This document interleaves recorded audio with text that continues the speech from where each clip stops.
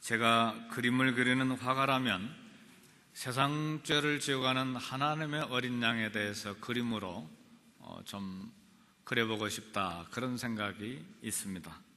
가장 감동이 넘치면서 동시에 가장 가슴 뭉클한 그림이 될 것 같다는 생각이 듭니다. 이사야서 53장 7절의 말씀을 보면 그가 곤욕을 당하여 괴로울 때에도 그의 입을 열지 아니하였으며 마치 도수장으로 끌려가는 어린 양과 털 깎는 자 앞에서 잠잠한 양같이 그의 입을 열지 아니하였도다 그랬습니다. 도수장으로 끌려가는 하나님의 어린 양의 특징은 입을 열지 아니한 침묵하는 것입니다. 끌려가면서도 입을 열지 아니한 어린 양의 모습에서 순종과 희생과 사랑을 이렇게 느낍니다. 오늘 요한복음 1장 본문에서 세례 요한은 왜 예수님을 하나님의 어린 양이라고 이렇게 외쳤습니까? 성경에는 하나님의 어린 양에 대한 이야기가 많이 나옵니다. 제단에 바쳐진 아브라함의 아들 이삭을 대신한 하나님이 준비하신 어린 양이 있습니다. 또 이사야 53장에 보면 우리는 다 양 같아서 그릇 행하여 각기 제 길로 갔거늘, 각기 제 길로 간 우리 무리의 죄악을 담당한 양이 소개가 되어 있습니다. 또 이스라엘이 출애굽하던 날 밤에 문설주에 피를 뿌리고 발랐는데 그 피를 뿌리도록 희생한 어린 양이 소개되어 있습니다. 이 어린 양, 이 양은 하나님이 주시는 양이고 하나님만이 주실 수 있는 선물입니다. 따라서 우리는 우리의 죄를 용서받기 위한 이 속죄물, 우리는 이 속죄물을 제공할, 준비할 능력이 없습니다. 오직 하나님께서만 제공하신 어린 양만이 죄를 용서하는 능력이 있습니다. 그래서 세례 요한은 보라, 세상 죄를 지어가는 그냥 어린 양이 아니고 하나님의 어린 양이로다고 외쳤습니다. 근데 예수님은 어떤 하나님의 어린 양인가? 세상 죄를 지고 가는 하나님의 어린 양입니다. 여기 지고 간다는 말, 지고 간다, 이 말은 헬라어에 무슨 뜻이 들어있느냐 하면 옮겨 놓는다는 뜻이 들어있고 치워버린다는 그런 뜻이 들어있습니다. 그러니까 우리 예수님은 참 어린 양으로서 죄를 짊어지고 가는데 어떻게 짊어지고 가느냐? 죄를 옮겨버리고 치워버리는 그런 사역을 하신 것입니다. 레위기 16장에 보면 아사셀 염소가 나오는데 이 제사장들이 제사를 드리기 전에 두 염소를 택합니다. 그래서 한 염소는 제단에 바쳐드리고 다른 한 염소는 따로 두었다가 제사장이 그 머리에다가 안수를 해서 모든 죄를 그 머리에다가 전가를 시킵니다. 그리고 사람을 시켜서 그 염소를 멀리 광야로 떠나 보냅니다. 이것이 아사셀 염소입니다. 그래서 아사셀 염소는 떠나보내는 염소라는 말입니다. 우리 죄가 제거되었다는 것을 보여주기 위해서 이 염소를 광야로 멀리 떠나보내는 것입니다. 우리 죄인들인 우리가 이보다 더 참 자주 들어야 될 복된 소식이 없습니다. 얼마나 많은 사람들이 죄에 대한 책임, 그 죄에 대한 무거운 짐 때문에 이제 고통하는지 모릅니다. 그러나 하나님의 어린 양이신 예수님께서 나 위에, 나를 대신해서 모든 죄를 짊어지셨습니다. 하나님의 어린 양이신 주님께서 내 죄를 대신 짊어지고 옮기시고 내 죄를 치워버리시는 사역을 하신 것입니다. 그래서 우리 예수님께서 이 땅에 계실 때 소자야 내 죄사함을 받았느니라. 쉽게 말하면 애야 네가 네 죄가 용서받았다. 내가 그들의 죄와 그들의 불법을 다시 기억하지 아니하리라. 이렇게 하나님의 말씀은 우리에게 말하는 것입니다. 하나님의 어린 양이 지고 가는 세상 죄는 모든 종류의 죄악이 다 포함됩니다. 우리의 거룩한 어린 양이신 예수님께서 지고 갈 수 없는 세상의 극한 죄, 사악한 죄는 존재하지 않습니다. 어떤 죄든지 우리 주님이 다 짊어지고 가신 것입니다. 따라서 우리는 예수님께서 짊어지고 가신 십자가의 기쁘신 뜻을 생각해야 합니다. 지금 성찬상을 이 앞에 두고 우리는 눈을 들어 갈릴리 갈보리 산상의 십자가를 우리가 묵상하기를 원합니다. 왜 흠 없고 죄 없는 깨끗하신 예수님께서 그 흉악한 사형들인 십자가에 달리셨습니까? 왜 우리 주님 머리에 가시 면류관이 쓰여지고 그리고 두 손과 발에 피가 쏟아졌습니까? 우리 세례 요한 예수님을 향해서 세상 죄를 지고 가는 하나님의 어린 양이로다 그랬는데 왜 이 길과 진리 되시고 생명 되신 예수님의 옆구리에서 물과 피를 다 쏟아 놓으신 그런 세상 죄를 지고 가는 하나님의 어린 양이 됐습니까? 옛날 이스라엘 사람들은 죄를 용서받기 위해서 어린 양을 잡아서 하나님 앞에 제물로 드렸습니다. 그래서 예수님 자신도 이렇게 말씀했습니다.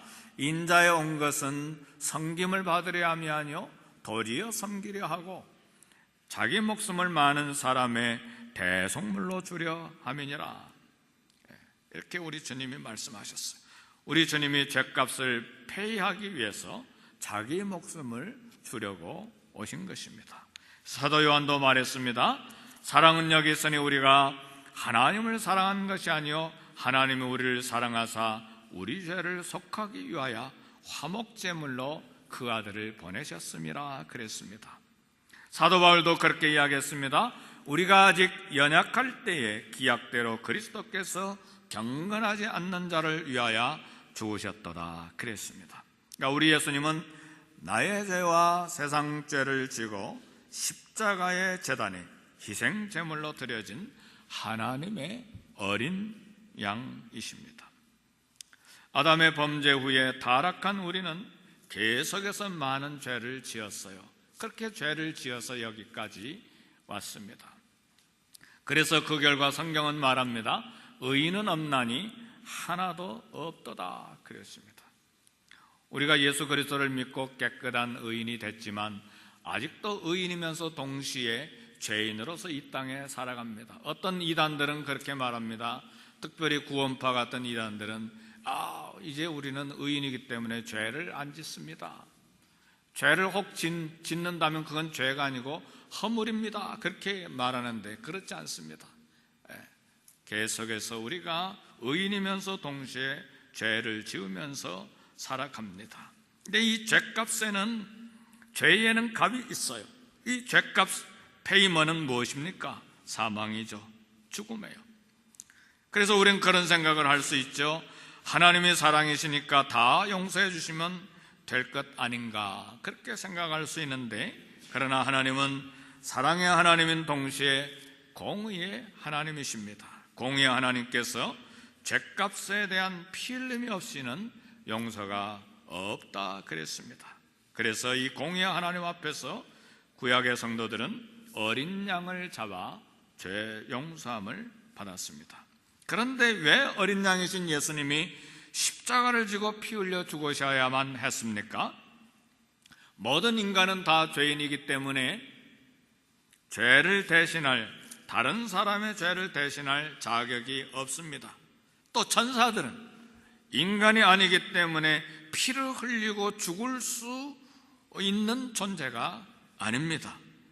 따라서 나의 죄를 대신해서 구원해 줄 수 있는 분은 인간이면서도 죄가 전혀 없는 사람이어야만 합니다. 이것이 하나님의 아들이신 예수님이 사람의 몸을 입고 이 땅에 오신 이유입니다. 그래서 우리 예수님은 나의 죄를 대신해서 저주받아 십자가에 죽으시고 저를 믿는 자마다 죄 용서함을 받는 길을 열어놓으신 것입니다. 네, 예수를 믿으면서도 이걸 모르는 사람들이 있어요.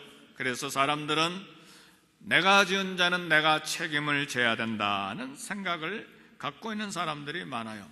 예를 들면 경로우대증을 가지고 있는 사람들 이렇게 버스나 기차 다 무료로 타잖아요. 근데 어떤 할머니가 이 경로우대증을 가지고 보따리를 머리에 이고 이 버스를 타고도 이 보따리를 머리에 인 보따리를 내려놓지 않는 거예요.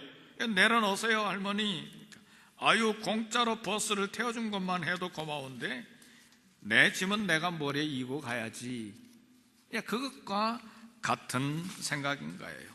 우리 주님을 믿으면서도 짐을 십자가에 내려놓지 않으려고 하는 것이죠. 내 젖짐은 내가 져야지. 그렇게 고집을 부리는 것이죠. 그래서 세례 요한이 외칩니다. 보라, 세상 죄를 지고 가는 하나님의 어린 양이로다.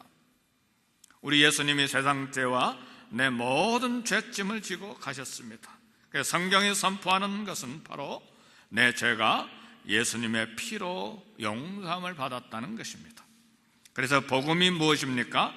복음은 예수 그리스도께서 하나님의 어린 양으로 오셔서 나의 모든 죄를 내 대신 짊어지고 치워버리시고 옮겨버리셨다는 소식입니다. 그리고 내 죄를 치워버리고 옮겨버리셨다는 이 소식을 듣고 자유와 기쁨과 해방을 누리는 것이 복음입니다. 여기서 중요한 것은 죄를 지고 가는 어린 양에 대한 나의 책임이 있어요. 죄를 용서받은 후에 같은 죄가 계속해서 반복되는 것을 우리는 경계해야 합니다. 복음이 원하는 것은 주님의 말씀대로 나도 너를 정죄하지 아니하노니 다시는 죄를 짓지 말라. 우리 주님이 말씀하신 것이죠. 끊임없이 그리고 우리는 주님의 거룩한 성품을 닮아가는 목표를 세워야 합니다. 이것이 참 우리가 구원받은 이후에 가장 중요한 삶의 목표고, 그리고 가장 중요한 구원받은 이후에 가장 중요한 예수님을 닮아가는 이 삶의 목표를 우리가 끊임없이 생각하고 그렇게 살아야 합니다. 그래서 바울은 두렵고 떨림으로 너희 구원을 이루라, 그렇게 말씀했어요.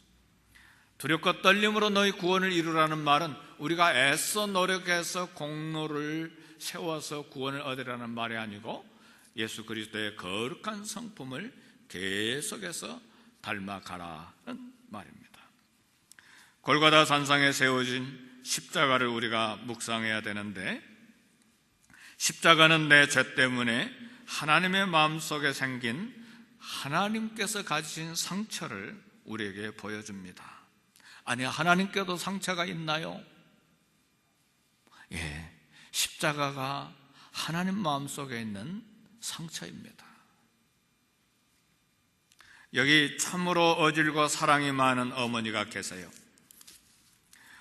어머니에게 아들이 있는데 아들을 얼마나 끔찍하게 사랑하는지 몰라요. 아들에 대한 큰 꿈도 있어요. 소망이 있어요. 그런데 아들이 생각지도 못했던 큰 죄를 범하고 감옥에 들어가게 됐어요. 그러면 이 죄의 결과로 제일 먼저 상처를 입는 사람이 누구입니까? 어머니예요. 아들을 극진히 사랑했기 때문에 누구보다도 큰 상처를 어머니가 먼저 받는 거예요. 사랑이 크면 클수록 그 상처는 크고 그 고통은 더 깊은 것입니다. 우리 하나님은 사랑이십니다. 저와 여러분들을 무궁한 사랑으로 사랑하세요. 근데 이 사랑을 무시하고 하나님을 향해서 계속해서 죄를 범한 결과는 무엇입니까? 하나님 마음속에 큰 고통과 상처를 남기는 것입니다. 갈보리 언덕에 세워진 십자가는 내 죄로 말미암아 하나님의 가슴에 세워진 고통의 십자가입니다. 그러므로 우리는 항상 생각해야 됩니다. 내 죄는 하나님의 마음을 상하게 하고 우리 아버지 하나님의 마음에 고통을 주는 것이라는 것을 생각해야 돼. 내가 짓는 죄는 하나님의 가슴 속에 있는 십자가에 못을 하나 더 박는 것입니다. 이 엄숙한 사실 앞에서 우리 모든 믿는 성도는 죄를 늘 멀리해야 되는 것입니다. 마지막으로 드릴 말씀이 있습니다. 어린 양이 지고 가신 십자가는 온 인류를 향한 하나님의 사랑의 고백입니다. 요한복음 3장에 그렇게 이야기합니다. 하나님이 세상을 이처럼 사랑하사 독생자를 주셨으니 이는 그를 믿는 자마다 멸망치 않고 영생을 얻게 하려 함이라. 우리는 하나님의 어린 양 예수님이 주신 십자가로 말미암아 그분을 믿고 영생을 얻었습니다. 어린 양이신 예수님께서 참 영생을 얻은 우리에게 새로운 계명을 주셨습니다. 새 계명을 너희에게 주노니 서로 사랑해라. 내가 너희를 사랑한 것 같이 너희도 서로 사랑해라. 요한복음 13장 34절의 말씀입니다. 이 계명을 받은 베드로도 동일한 권면을 했습니다. 무엇보다도 뜨겁게 서로 사랑할지니 사랑은 허다한 죄를 덮느니라 그랬습니다. 진실로 예수 그리스도의 어린 양의 희생으로 죄 용서함을 받고 영생을 받은 사람들은 적어도 그 가슴 속에 이 하나님의 사랑을 품고 사는 사람들입니다. 그래서 베드로가 4장 8절에 베드로전서 4장 8절에 무엇보다도 뜨겁게 서로 사랑할지니 사랑은 허다한 죄를 덮느니라 그렇게 말하는 것입니다. 성도 여러분, 실제로 사랑은 과거의 모든 허물과 죄를 덮어줍니다. 사랑은 옛날의 허물과 그 죄에 대한 이야기를 다시는 꺼내지 않습니다. 진정한 용서는 그래요.